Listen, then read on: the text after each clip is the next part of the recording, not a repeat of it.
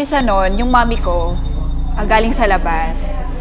So, matagal na siya nandun sa loob, nag-rest na, hanggang may inaayos siya doon sa kwarto ko. Tulog ako ng mga time na yun eh. Tapos, nakita niya ako. Pagkita niya sa akin, wala akong ulo. Yun yung una. Tapos, ayaw niya sa akin explain. Sabi niya sa akin, anak, ligo ka na agad, ligo ka na, tapos, akin na yung damit mo. Eh, yung damit na yung favorite ko. Anong gagawin mo dito? Sabi ko, suot-suot ko pa. Sabi niya, kailangan natin sunugan, anak. Tsaka, ibaon daw sa lupa. May something na ganun. Kasi galing ako sa probinsya, Laguna. So, may mga, hindi ko masisi kung bakit meron silang paniniwalang ganun. Sabi, ayaw niya explain sa akin kung bakit. Sabi ko, bakit ma? So, sabi niya, sige na, maligo ka muna ngayon. Akin na yung damit mo. Kailangan na natin, silaban. Tsaka, ibaon sa lupa. Tapos after nun, pinakalma niya ako. Sabi niya sa akin, kasi anak, nakita katang walang ulo. Sabi niya sa akin ganun.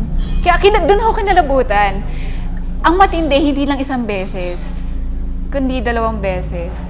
Yung pangalawa, nasa Bulacan naman ako.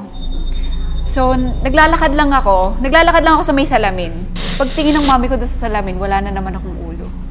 So, yun yung time na bakit, sabi niya sa akin, Shai, mag-pray ka. Sabi ko, ma, nagpa-pray naman ako. Sabi ko ganun. Tapos sabi niya, mag-pray ka ulit. Sabi niya ganun. Sabi ko, ma, bakit? Sabi niya, tapos maligo ka ulit. Ganun ulit niya yung ginawa niya. Kasi, pagtingin ko dun sa salamin, kasi wala kang ulo. Sabi ko, ma, ano ba yan? Ayan, kinikilabutan ako. Sobrang yung magkakilabot ko. Kasi, ilang beses 2 beses. So parang yung umpisa parang, ay baka magaling ka lang sa labas, baka naman yung iba lang yung naging lagay nung ice mo.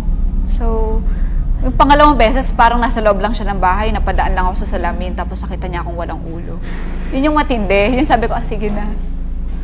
Yun. Tapos na ako maligo, sabi ko, ayos di nagparamdam ngayon Labas ako, tapos papatay kong gano'n. Nakita ko siya nakaupo sa toilet bowl.